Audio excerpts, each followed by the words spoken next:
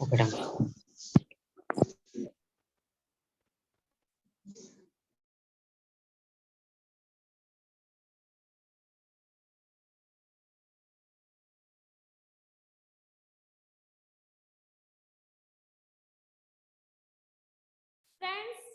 Volume आ रही है ना?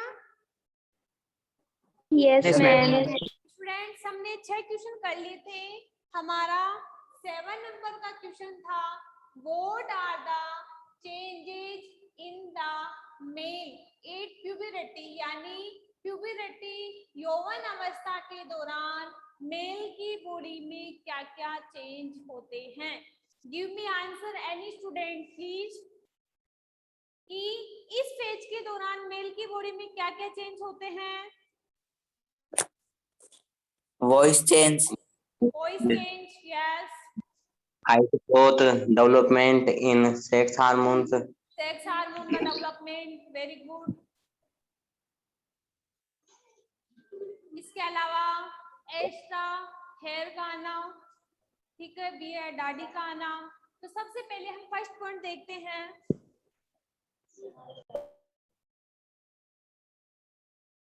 सडन यानी अचानक increase height,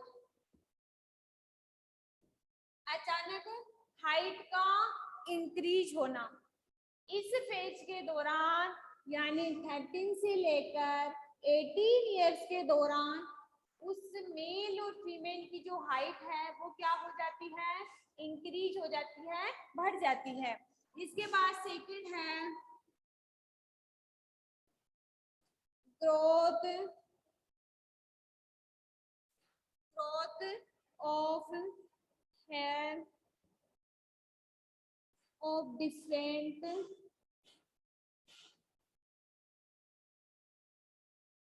parts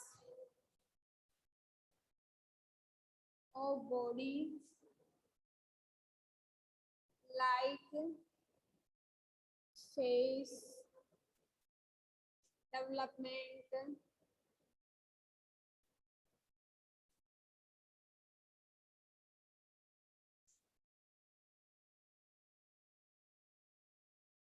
second point है ग्रोथ ऑफ हेयर, यानी इस एज के दौरान जो हेयर है वो ग्रोथ करते हैं of the different part of the body, body की जो पार्ट है उन पे हेयर का ग्रोथ होना। जैसे फेस पे आती है ना बियर्ड दाढ़ी, डेवलपमेंट बियर्ड ईटीसी, ये क्या है, प्यूबरिटी फेज के दौरान मेल की बॉडी में आने वाले डिफरेंट यानी चेंजेस। इसके बाद थर्ड पॉइंट की बात करती हूँ, डेवलपमेंट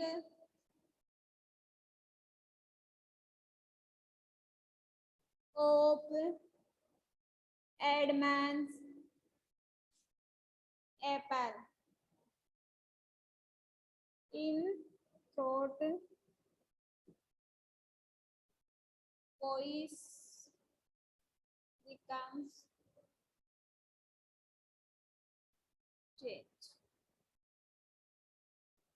देखो डेवलपमेंट ऑफ एडमंड एप्पल, मैंने जब बताया था आप लोगों को वॉइस चेंज, जब हमारी वॉइस चेंज होती है तो वो किसके कारण होती है, कि जो मेल होते हैं उनके यहाँ पे एक एडमंड एप्पल पाया जाता है, ठीक है, एक लैरिंक्स में पाया जाता है, और इसी एडमंड एप्पल के कारण जो उनकी वॉइस होती है वो भारी होती है, यानी चेंज हो जाती है, ठीक है। तो किसके कारण, इसी एडमंड एप्पल के कारण जो वॉइस की जो वॉइस है वो चेंज हो जाती है।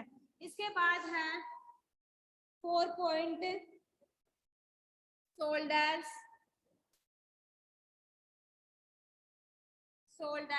become broader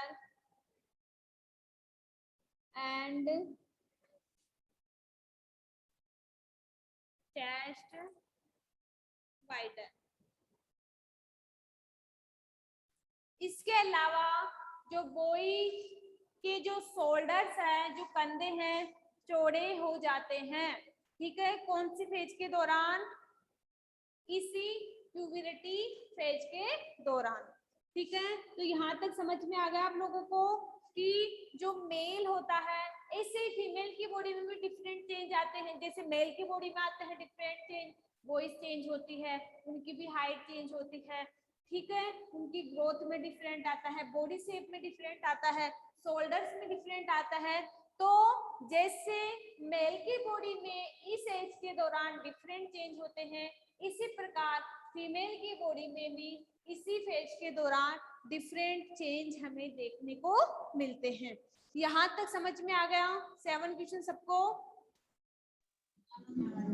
yes ma'am. ठीक है, तो स्टूडेंट आज हमारा जो चैप्टर था वो पूरी तरह से कंप्लीट हो चुका है। ठीक है, इसमें हमने क्या क्या पढ़ा एक बार चार्ट में देख लेते हैं, यानी पूरे चैप्टर का एक माइंड मैप बना लेते हैं, ताकि हमें जितने पेज हमने पढ़े हम उसी चार्ट के माध्यम से बता सके सबको कि हमारे इस चैप्टर में ये टॉपिक है और ये टॉपिक हमने रीड आउट किए हैं।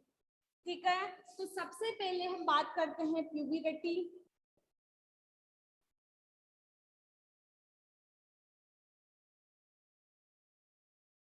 कौन सी ईयर्स में?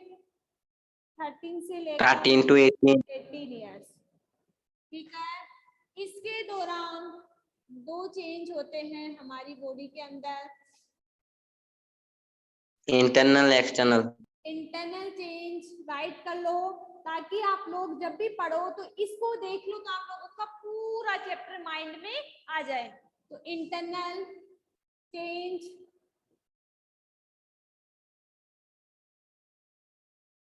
इसके बाद है external change.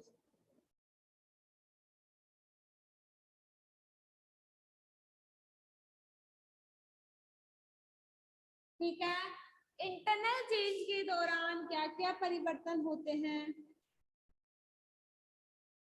Height, height increase, दोनों में मेल और फीमेल दोनों की बात कर रही हूँ।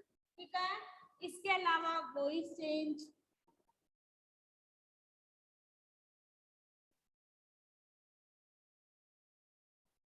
थर्ड है बॉडी से चेंज,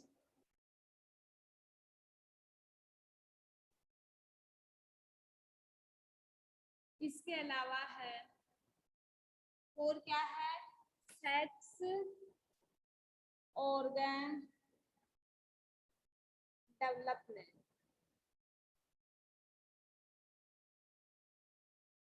ठीक है, इसमें बात करते हैं तो इसमें एक ही है हमारा, क्या है, develop growth hair of different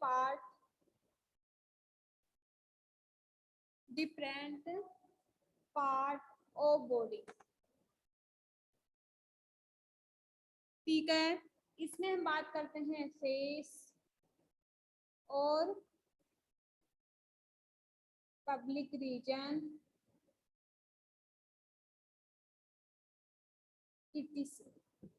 ठीक है, इसके बाद हमने पढ़ा कि इसी प्यूबर्टी फेज के दौरान क्या होते हैं हमारी बॉडी के अंदर, हार्मोन्स का डेवलपमेंट भी होता है।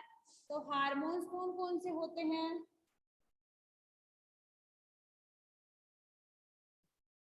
हार्मोन्स भी इसी फेज के दौरान होते हैं ना।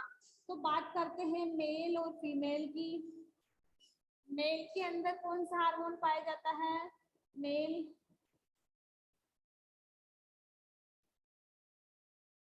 हार्मोन्स कौन सा होगा और फीमेल हार्मोन्स कौन सा होगा?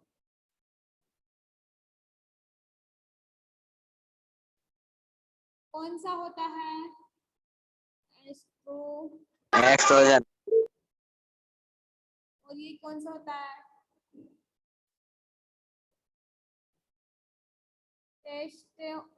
टेस्टोस्टेरोन।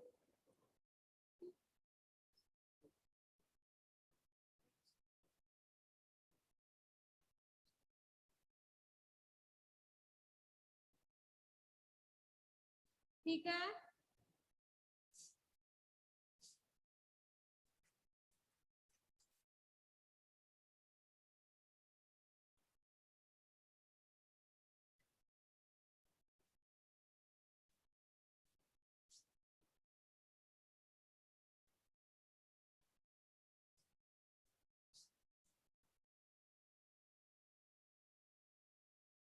ठीक है।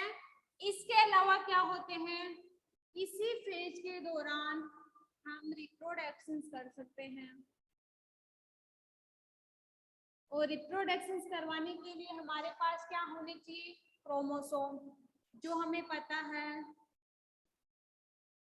क्या क्या होते हैं।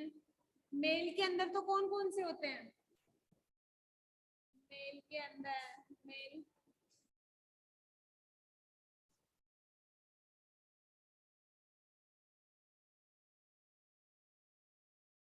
मेल क्रोमोसोम तो होते हैं 22 प्लस XY। लेकिन फीमेल की बात करूं, फीमेल क्रोमोसोम होते हैं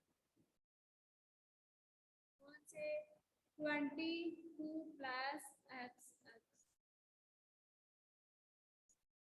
ठीक है।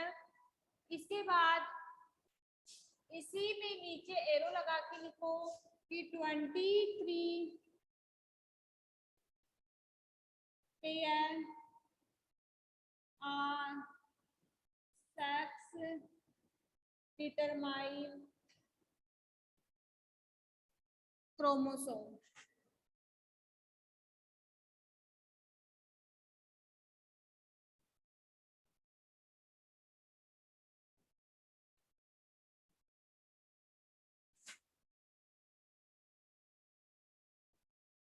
फीमेल और ये मेल।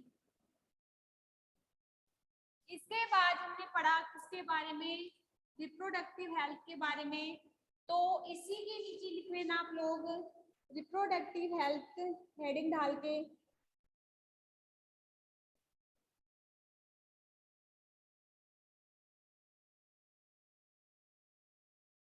फर्स्ट था पर्सनल हाइजीन, सेकंड था डोमेस्टिक हाइजीन, इसके अलावा थर्ड था प्रॉपर न्यूट्रिशन,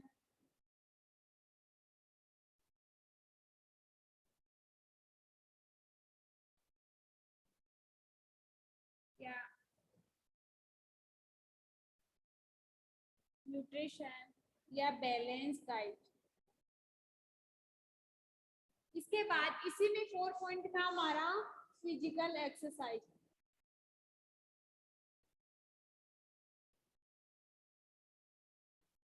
ये है हमारा पूरा चैप्टर जो हम पढ़ रहे थे। ठीक है। प्यूबरिटी होती है, कौन सी एज होती है, 13 से 18। इस एज के दौरान हमारी बॉडी में दो चेंज होते हैं, इंटरनल और एक्सटर्नल। इसके बाद हार्मोन्स डेवलप होते हैं, मेल में कौन से होते हैं, फीमेल में कौन से होते हैं। इसके अलावा ये फेज हमारे रिप्रोडक्शन के लिए भी इन्वॉल्वमेंट होती है, और उसके लिए हमें क्रोमोसोम की रिक्वायरमेंट होती है, जिसमें हमें पता है कि मेल में कितने क्रोमोसोम होते हैं और फीमेल में कितने होते हैं। इसके बाद हमारी जो रिप्रोडक्टिव हेल्थ है उसके लिए हमें कौन कौन से फैक्टर्स है जो फॉलो करने चाहिए, वो भी मैंने आप लोगों को राइट करवा दिए हैं। ये है हमारे पूरे चैप्टर का मोड। ठीक है। किसी स्टूडेंट को फिर भी इसी टॉपिक में या इस चैप्टर में किसी भी टॉपिक में अगर प्रॉब्लम है तो आप लोग पूछ सकते हो। किसी स्टूडेंट को प्रॉब्लम इस टॉपिक में,